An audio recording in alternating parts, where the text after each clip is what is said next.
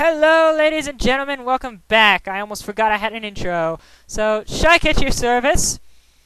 Let's save this quick. I should probably do that before I end my episodes from now on. Chapter 2, Sword of Spirits. Is that what it said? A small altar lies on the outskirts of Bulgar. This ancient temple, sacred to the people of Shike, has long been known for its powerful bond to the world of spirits. Before starting their journey, our travelers come here to pray for their well-being. At this altar, Lin's hand is directed to a grand inheritance. That's an odd way to put things.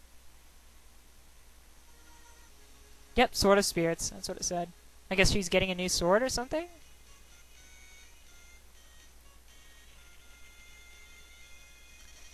Shike, hold a moment and allow me a short detour.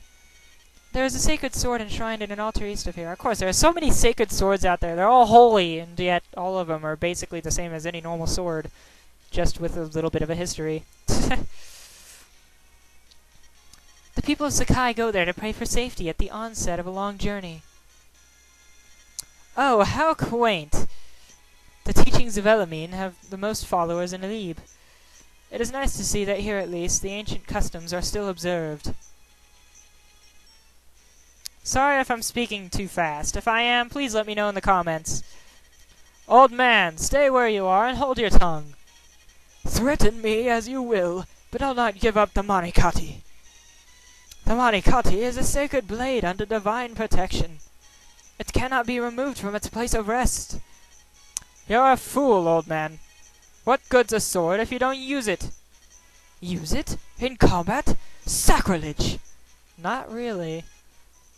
Sacrilege? I am glass! The gods fear my name! My swordplay is peerless! He is glass, therefore he breaks easily. Sucker! Foreshadowing. And if I want this sword, then this sword I shall have! Now get out of my way! Oof! This is it! It's more magnificent than I'd imagined! This sword was made for a swordsman of my skill. I gotta admit, though, he kind of has a point. What good is the sword if you're not gonna use it? I can understand if it's like, you know, some kind of container for energy or something. But if it's a holy blade meant for a specific purpose, why can't it be used for that purpose, huh?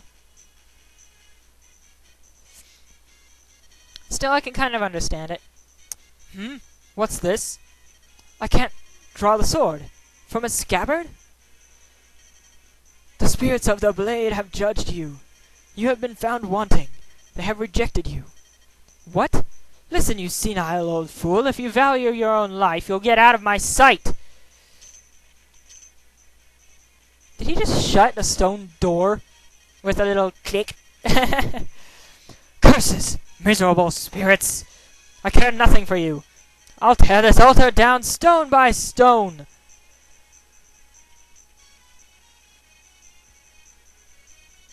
I beg your pardon, my lady. Are you headed east, to the altar? Yes, we are indeed. Then you must hurry and help the priest there. I saw a band of local ruffians head in there not long ago. They seemed intent on stealing the altar's sacred sword. The Manikati, they're going to steal it? I cannot allow this to happen. You look like a virtuous group. Please help him. Lindis, what are you planning? If you hope to go to the priest's aid, you'll need to prepare. You're right. Say, Shike, there are some homes to the south of us. Perhaps we should go there and question the residents. The 3 buildings to the south are homes. You can speak with the people who live there. They sometimes give you combat hints or useful information about the land and the people. It pays to listen. Shall I take the lead? All right. Tell me what you would like me to do, Shike. You want me to visit that home, right? I understand. I like how it makes you do it anyway, even though it tells you stuff. Because playing a game, reading stuff like that, sometimes I forget it easily, at least when I'm recording, as I've discovered quite recently. Crap! I forgot to start my timer!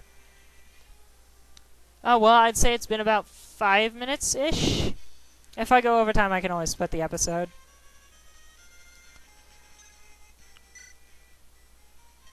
Say, aren't you the Oh, you're going to help the priest?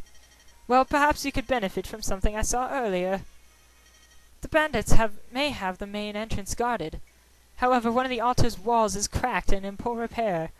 You might be able to create another entrance by hitting that section with your weapons. We're all counting on you. You might be able to break down a big stone wall with a sword. Yep, sounds legit. Kind of. Next, send Sane to visit another home. Start by selecting Sane. I like the names. Kent isn't totally original, but Sane? I like that. I'm next, am I? Well, I'm ready to go.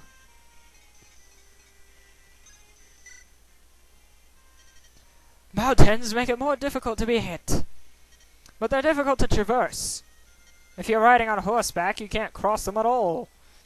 Be careful. Remember, your mounted units possess the ability to move again. After moving, cavalry can move the rest of their movement range unless they've received attack or staff commands.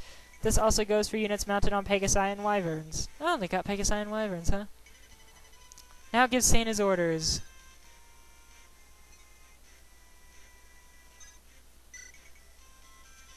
Finally, let's send Kent to visit the remaining home. This visit isn't necessary for combat purposes. However, its residents may have useful knowledge. I recommend stopping by. Select Kent. I'm next to move, am I not? I wait your command. Gosh, Kent is so respectful. I love him! Do you know much about the sword held at the altar? Cute girl. It's called the Manikadi, blessed by the spirits. According to the priest, the Manikadi is waiting for its rightful owner to appear. It's so odd, don't you think? The idea that a sword can choose who will wield it? I wonder how many people go there like, am I the owner?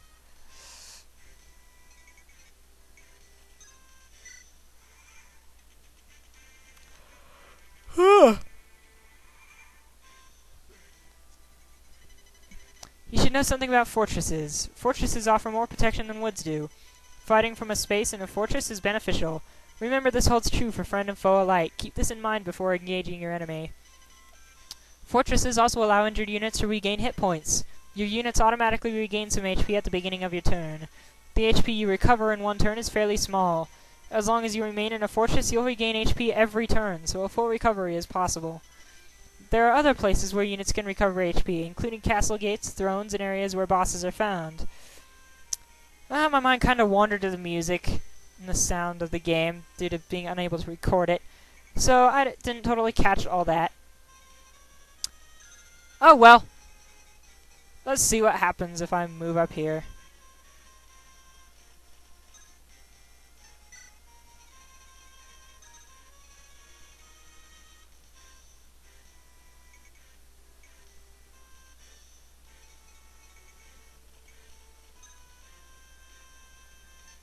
What does rescue do?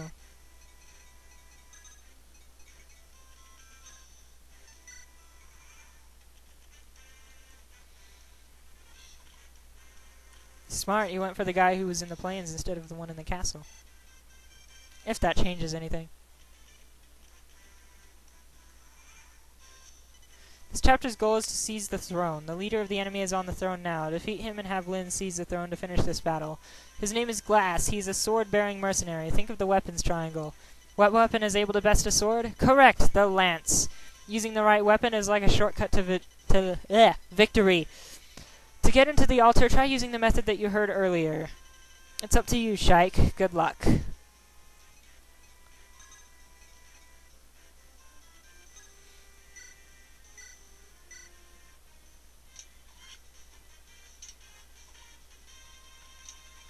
I'm guessing characters on foot attack twice, while characters on horse attack once but have the whole movement advantage.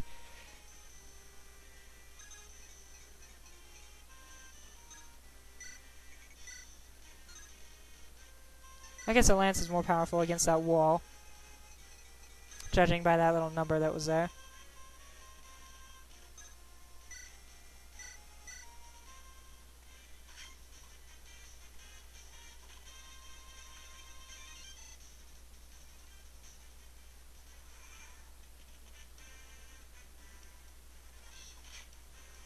Crap, he's still got the lance. I didn't know that did anything.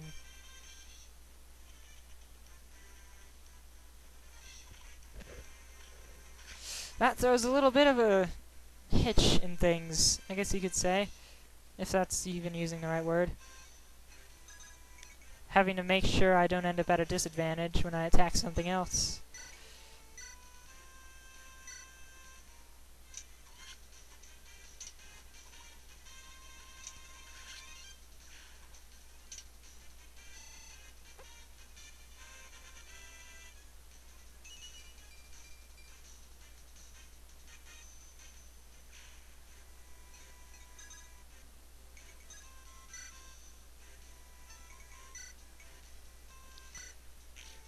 Of course.